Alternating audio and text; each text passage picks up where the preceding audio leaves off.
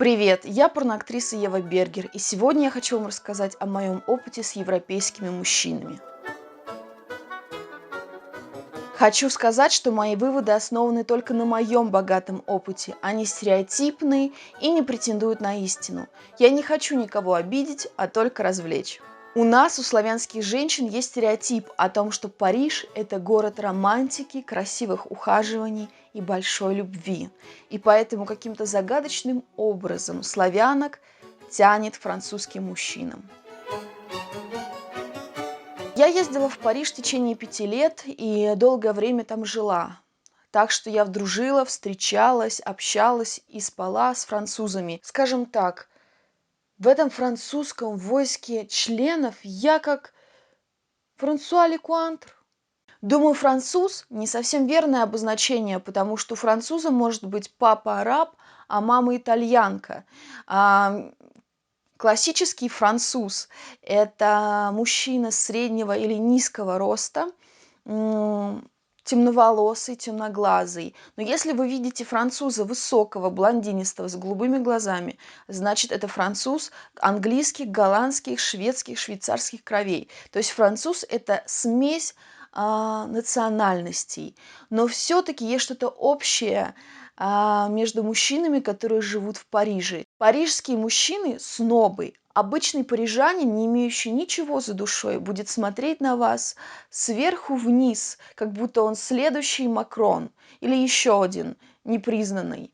Это будет выражаться в особом французском юморе, колком. Это будет выражаться в каких-то придирках, типа «А что это у тебя такой акцент?» Это будет выражаться в странных вопросах, типа «Ты живешь в Париже уже месяц и до сих пор не выучила французский язык?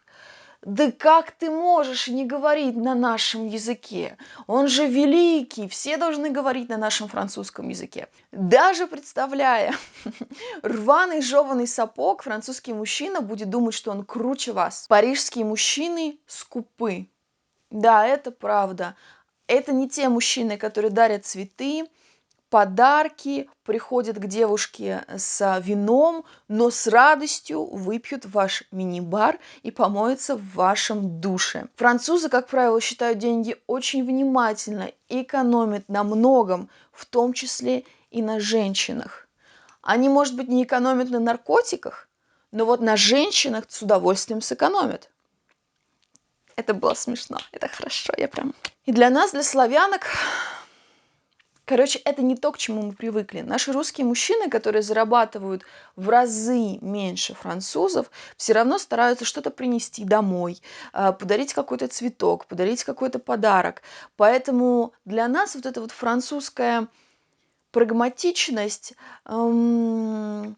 кажется далекой, и мы к ней относимся настороженно. Но с другой стороны, это Европа, и женщины в Европе привыкли отвечать сами за себя и очень гордятся этим. Я ни в коем случае не утверждаю, что эта или другая манера поведения правильные. Я просто показываю вам разницу между российским и французским менталитетом по отношению к женщине. Французы сексоголики. Не знаю, что уж там разлито в воздухе, но секс для них первостепенен. Ни любовь, ни дружба, ни какое-то духовное слияние, а именно секс. Однако французскую женщину очень сложно уговорить на случайный секс. Подойти к француженке в баре, угостить ее выпивкой, а уже вечером заниматься с ней сексом – дело практически невыполнимое. Поэтому Париж – это европейская столица проституции, где особенно популярны наши славянки, потому что они сходливее, послушнее и более ориентированы на мужское удовольствие, а не на собственную независимость. Секс французы любят долгий, с прелюдиями, с вот этими вот поцелуями, с языками, долгий оральный секс. Однако французы знают толк в сексе, они умеют им заниматься. И что не сказать о многих российских мужчинах. Да, посыпались дизлайки на меня. Не принимайте близко к сердцу. А если приняли близко к сердцу, напишите комментарий. В связи с большой любовью к этому делу, секс – это механизм манипуляции французскими мужчинами в гораздо большей степени, чем, например, русскими или итальянскими. Поэтому через секс вы можете снять эту маску сноба с француза и увидеть его настоящее лицо, даже склонить его на какие-то компромиссы и запасть ему в душу. Независимость. Французы не ориентированы на создание семьи. Вот этот пункт должны внимательно посмотреть все девочки, которые мечтают выйти замуж за француза. Дело в том, что в России с момента рождения нам вдалбливают, особенно девочкам, семейные ценности. Ты должна создать семью, ты должна родить ребенка, скорее, скорее, скорее, скорее. И поэтому наши мужчины женятся сразу после школы, иногда до университета, до нахождения работы, до службы в армии. И к 30 годам у него уже 3 развода и 5 детей. В Париже обычное дело встретить 40-летнего, бездетного, безбрачного мужика, живущего в пустой большой квартире, который скажет вам: я еще не готов к серьезным отношениям. И это для Парижа нормальное дело. И вот для славян, которые туда приехали создавать семью, такое отношение может показаться тратой времени. Французы очень сильно расставляют границы, заботясь о своей независимости. Даже если они с вами встречаются, они будут назначать свидания в такое время, чтобы это не мешало их карьере, например, в утреннее перед работой. Да, для нас это типа утром свидание, это что? У нас утром, если за самогоном, за этим, за рассолом опохмеляться, вот может быть только такое свидание. Утром свидание или свидание в ланч, обеденный перерыв. То есть он поел и параллельно еще сделал какие-то с вами дела. А вечером они могут захотеть лечь пораньше, потому что утром им на работу. В отношениях они вообще не спешат съезжаться. Вот от слова «вообще». Встречаясь с вами, они хотят, чтобы вы жили в своем месте, а они жили в своем месте, и вы, допустим, 3 раза в неделю встречались, прежде всего для сексуальных контактов. Те французы, которых я знаю, не любят спать с женщиной в одной кровати, а предпочитают, чтобы у нее была своя комната, и после секса вот они как-то так расходились по своим комнатам, а лучше еще вообще по своим квартирам. У них нет той тесной психологической связи, которая есть у русского Ивана с женщиной, а именно русский Иван постоянно пишет, да, мы постоянно на связи с ним. Какие-то смски, сообщения в WhatsApp, картиночки, фотографии, в том числе фотографии членов, звонки в перерыве.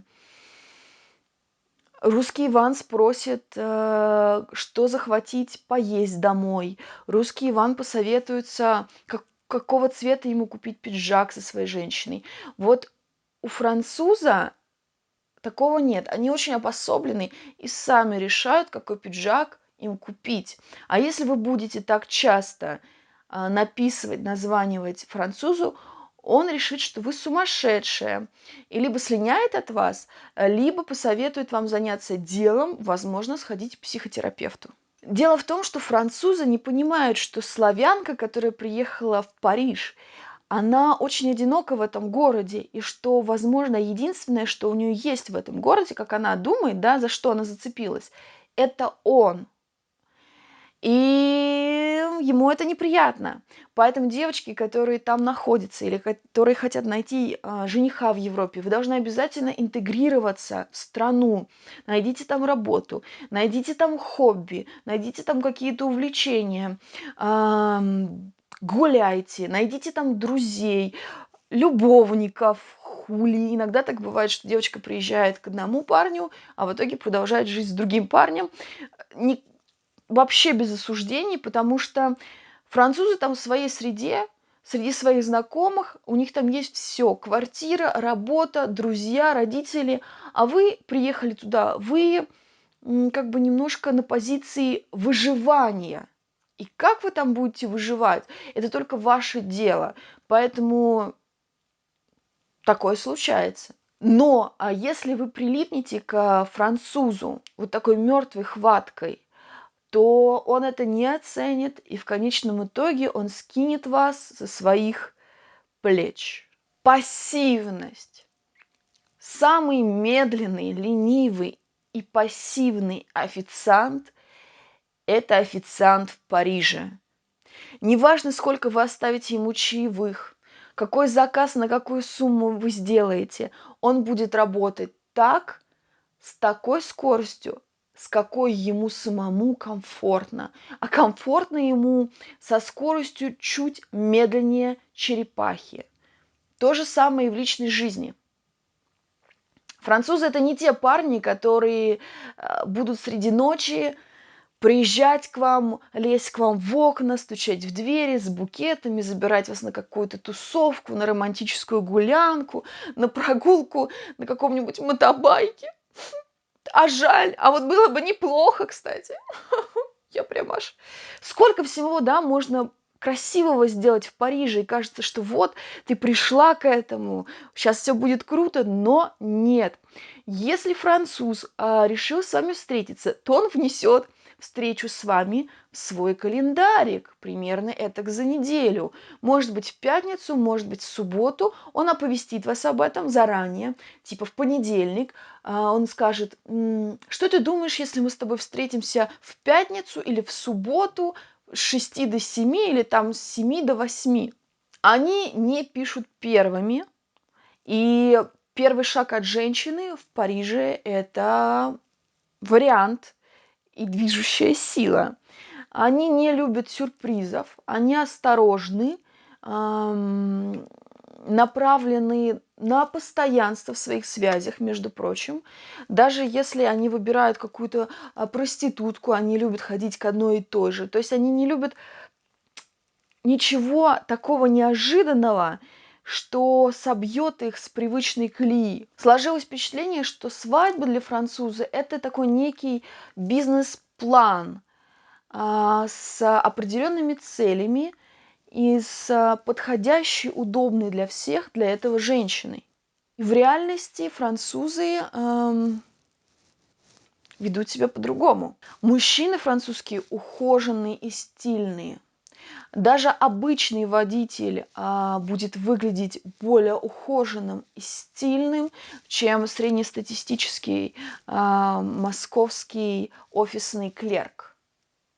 У них есть шарм, они умеют одеваться, они умеют себя подать, они галантны. Это джентльмены, которые будут к вам обращаться мадам, и вы будете себя чувствовать комфортно с галантным, ухоженным мужчиной. Иногда дальше более ухоженные, чем женщины.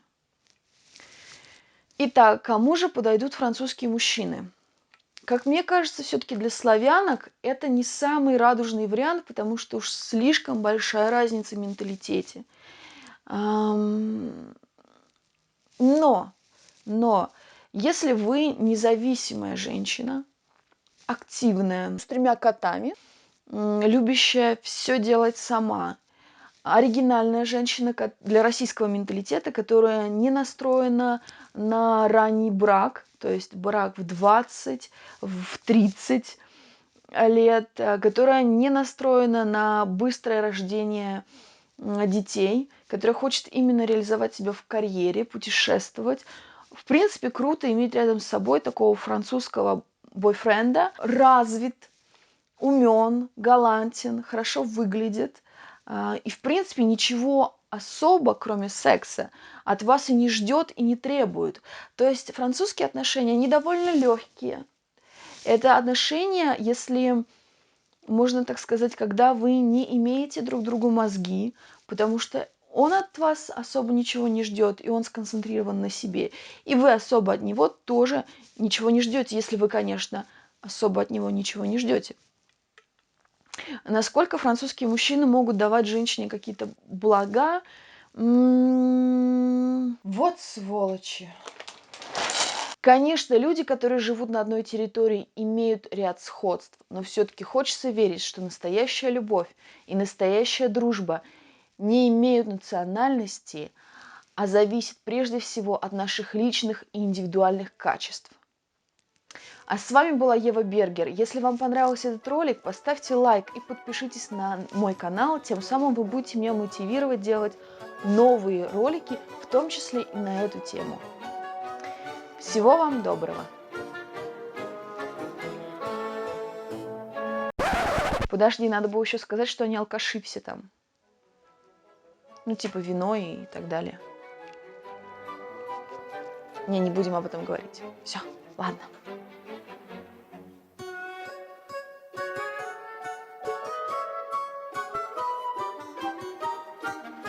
Весь корм рассыпала, сука. Попа, кис, иди доедай с пола.